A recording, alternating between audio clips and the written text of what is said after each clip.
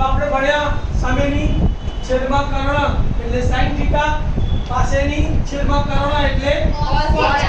આપણે સામેની અને પાસેની બાજુના અને પાસેની અને સામેની બાજુનો ગુણોત્તરનો અભ્યાસ કરીએ।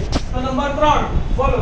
કાટકોણ ત્રિકોણમાં θ ખૂણાની સામેની બાજુ અને પાસેની બાજુના ગુણોત્તરને θ ખૂણાનો ટેન્જન્ટ કહે છે।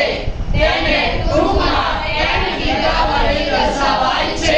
તો માટે tan θ બરાબર સામેની બાજુ છેદમાં પાસેની બાજુ। 3 ગુણોત્તર આવડી ગયા। ચોથો ગુણોત્તર કોનો આવશે? પાસેની અને સામેની। અને ટેન્જન્ટ ની આગળ શું લગાડશે? કો। તો બોલો ચોથો ગુણોત્તર। કાટકોણ ત્રિકોણમાં θ ખૂણાની પાસેની બાજુ અને સામેની બાજુના ગુણોત્તરને θ ખૂણાનો કોટેન્જન્ટ કહે છે। જેને ટૂંકમાં કોટ θ વડે દર્શાવાય છે। માટે કોટ θ બરાબર પાસેની બાજુ છેદમાં સામેની બાજુ। 4 ગુણોત્તર મોડે કર્યા, ધ્યાન આપો। સામેની છેદમાં કર્ણ એટલે sin θ, પાસેની છેદમાં કર્ણ એટલે cos θ, સામેની છેદમાં પાસેની એટલે tan θ, પાસેની છેદમાં સામેની એટલે cos cot θ। θ। હવે પહેલા કર્ણ લેવાનું। તો કર્ણ છેદમાં પાસેની નો એક ગુણોત્તર આવશે અને કર્ણ છેદમાં સામેની નો એક ગુણોત્તર આવશે। તો નંબર 5 કાટકોણ ત્રિકોણમાં θ ખૂણાનો કર્ણ અને તેની પાસેની બાજુના ગુણોત્તરને θ ખૂણાનો સેકંડ કહે છે। જેને ટૂંકમાં sec θ વડે દર્શાવાય છે। માટે sec θ બરાબર કર્ણ છેદમાં પાસેની બાજુ।